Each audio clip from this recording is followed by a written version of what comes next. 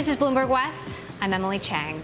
Legos are a $3 billion industry, but they haven't changed much since we were kids. Imagine a high-tech makeover, smart blocks that are stackable but can also display video games and interact with each other. It's actually a product that starts shipping this month, and it's called Sifteo cubes. Cory Johnson went to the Cartoon Museum in San Francisco to learn more.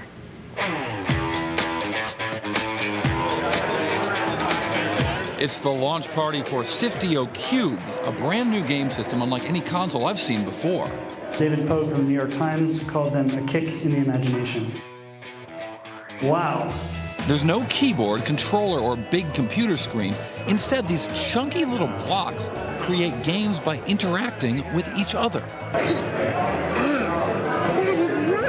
And Sifteo is an integrated app store where grown-up geeks can buy their own games. If you put it that way, it's addition, subtraction. Right. That way, it's multiplication. Each of these is actually a small interactive computer that's got a processor, it's got a screen on top, it's got a wireless radio that lets it communicate with the computer.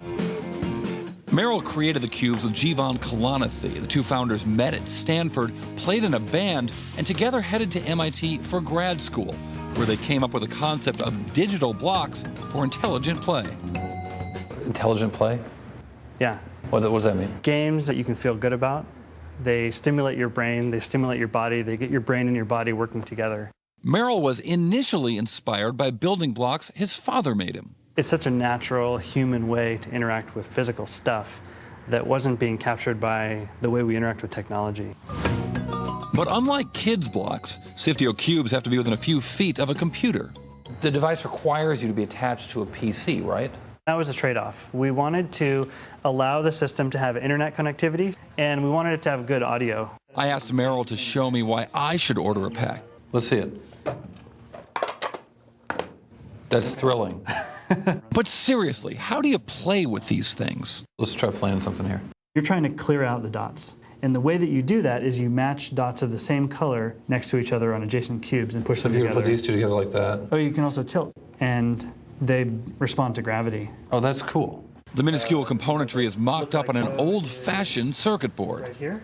So this transistor, resistor, and capacitor on the circuit board will be how big? Like specks of dust. Like each one would be less than a millimeter in length. What's here that couldn't be done 5 or 10 years ago? The microcontroller itself is really small and powerful. This is more powerful than any Atari game system. Oh, sure. This is more powerful than a Super Nintendo.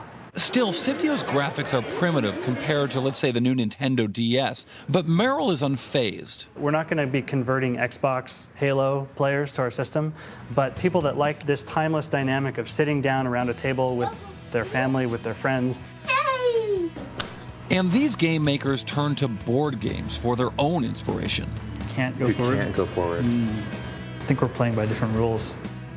Playing by their own rules is part of the Sifteo business plan. There's even a creativity kit for parents who want to design their own games. But at $150, these cubes aren't cheap. That's a big price to ask a parent to pay. We're building a system that has a lot of technology in it. We strive to make it valuable enough to meet that price point. Sifteo will soon find out if they've priced it right. The company's about to ship its first games. You say this won't rot my brain, but I can see myself rotting my brain for quite a while with this thing. Well, rotting your brain with spatial reasoning may not be such a bad thing.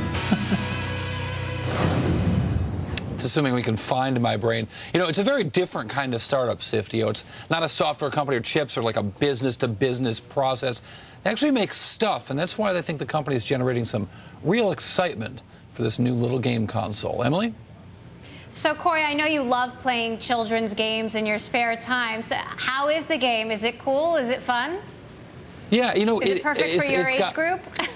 Well, as you know, I'm not age appropriate, but no, it's like physical Tetris. It's I can see how it can get to be really addictive. But what's also interesting is that it is open for development. So who knows what they'll come up with? Developers might come up with for this product. But yeah, it's cool. This little thing. I mean, $150. I don't know. It's cool. Definitely a fascinating concept. All right, thanks for that, Cory.